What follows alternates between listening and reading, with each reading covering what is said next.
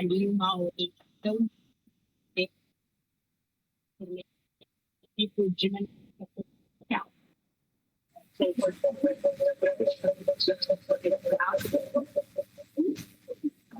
Ativou? Tá dando return? Então vamos lá. Vamos lá? E o nosso assunto agora é política. Nós estamos recebendo aqui na CBN Maringá a deputada estadual Ana Júlia, do PT, que está aqui na região para cumprir a agenda. Oi, deputada, seja bem-vinda. Oi, Letícia, muito obrigada. Oi, boa tarde a todos os nossos ouvintes da CBN Maringá. É uma alegria muito grande estar aqui com vocês hoje. Deputada, fala pra gente então da agenda que a senhora está cumprindo aqui em Maringá, na região.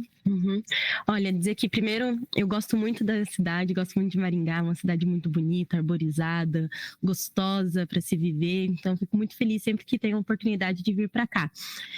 Nessa semana em específico, a gente está rodando a região para poder atender as demandas, né, da população, das bases que dialogam com o nosso mandato.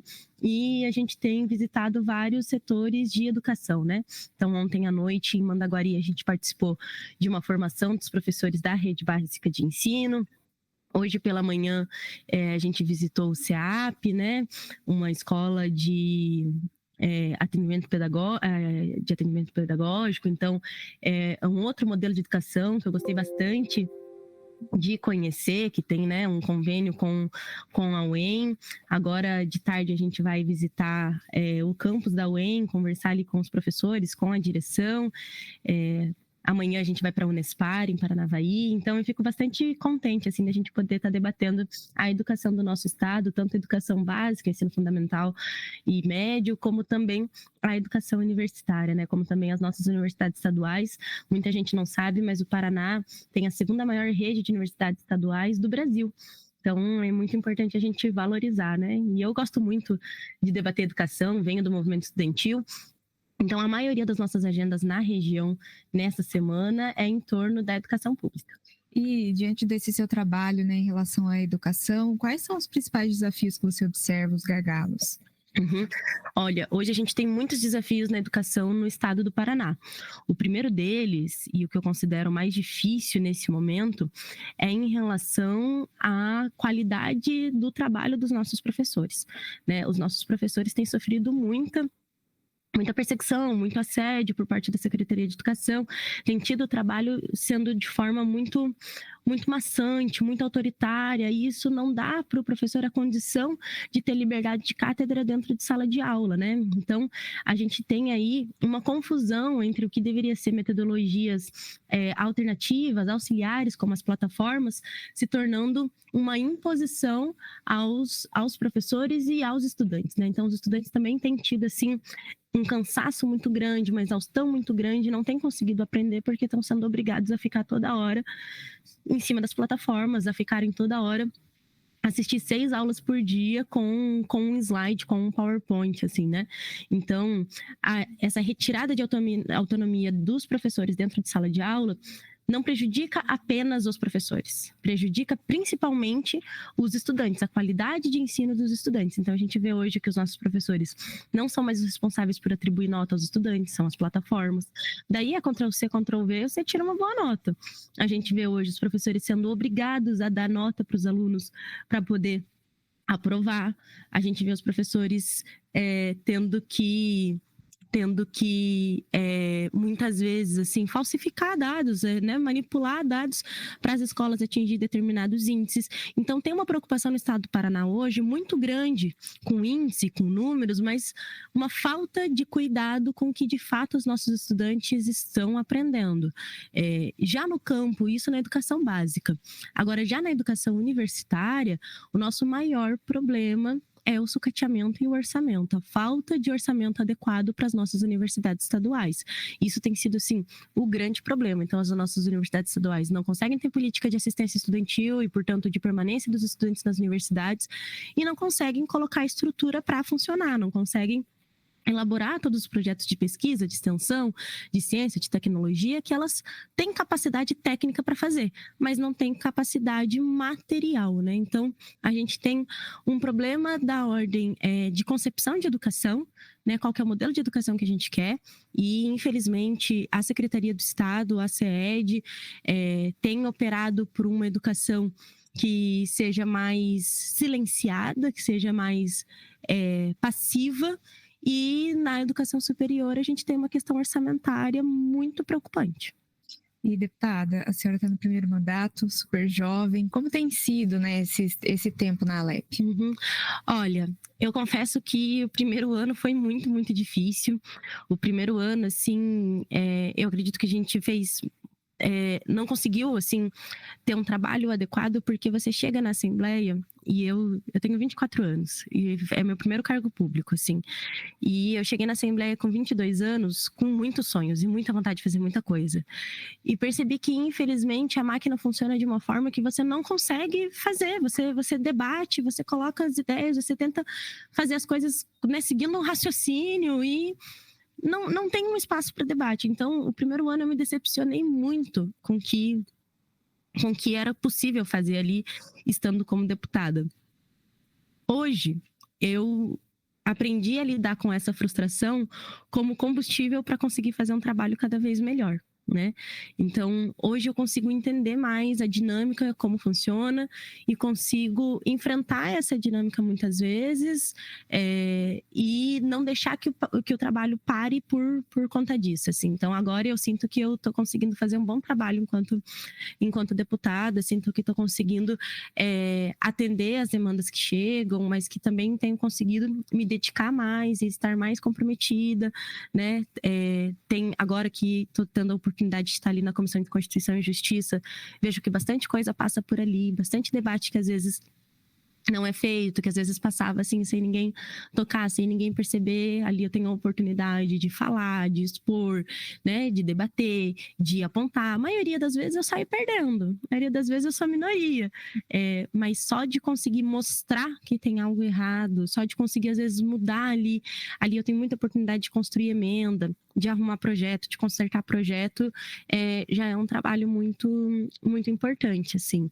Então, outra coisa que eu vejo, assim, que é muito benéfico, assim, no nosso mandato, a gente não tem uma valorização da juventude nos espaços de poder, assim, nos espaços da política, né?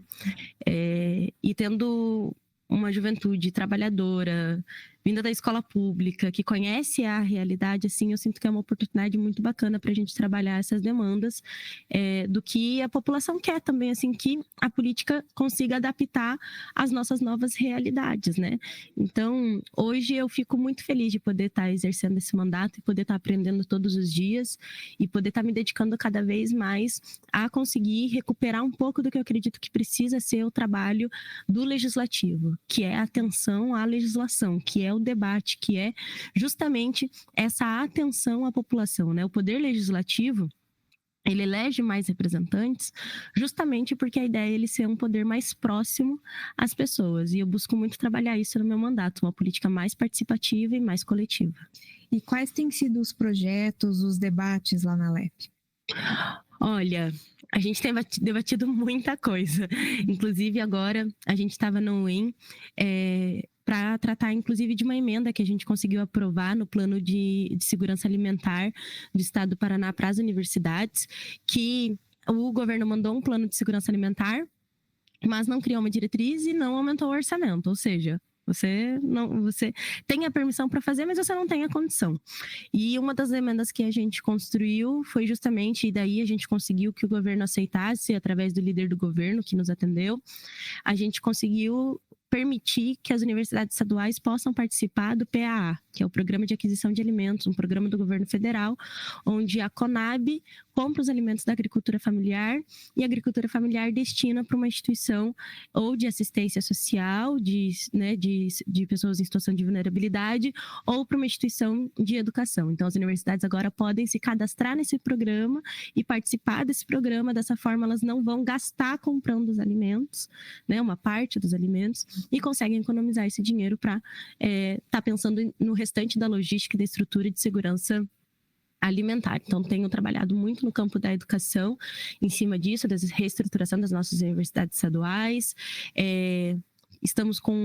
Aprovamos agora, semana passada, na CCJ, um projeto muito importante em relação à sustentabilidade, em relação à proteção do meio ambiente, que garante que os grandes geradores no estado do Paraná, né, os grandes geradores são as empresas, as instituições de grande porte, que geram um grande cúmulo de resíduos sólidos, né, de material reciclável, destine esses materiais para as cooperativas de catadores, né?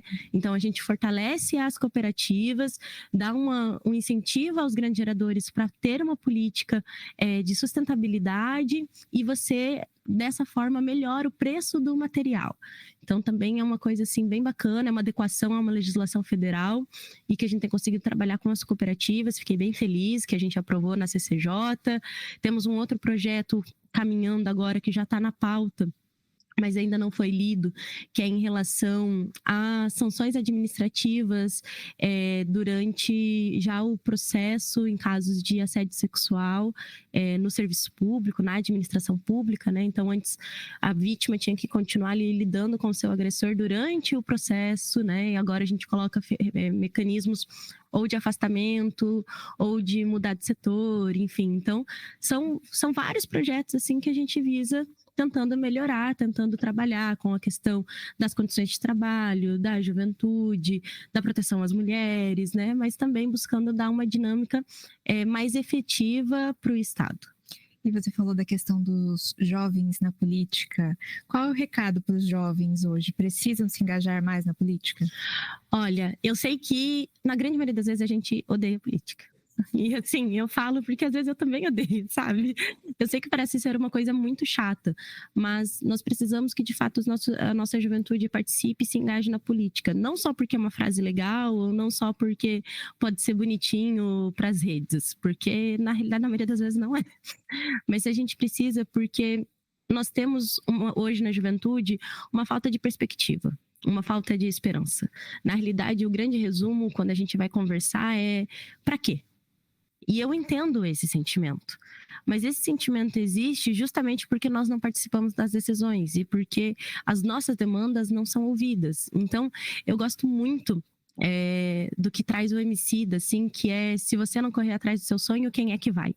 E eu sonho com uma sociedade melhor, eu sonho com um mundo de justiça social, eu sonho com as condições de ter uma educação pública de qualidade, de ter uma boa moradia, de ter acesso a transporte, de ser remunerada de forma digna pelo meu trabalho. Eu sonho em viajar, em conhecer o mundo, em fazer várias coisas. Eu sonho em ter oportunidade. E isso não vai se concretizar se eu não ter as condições coletivas para isso, né?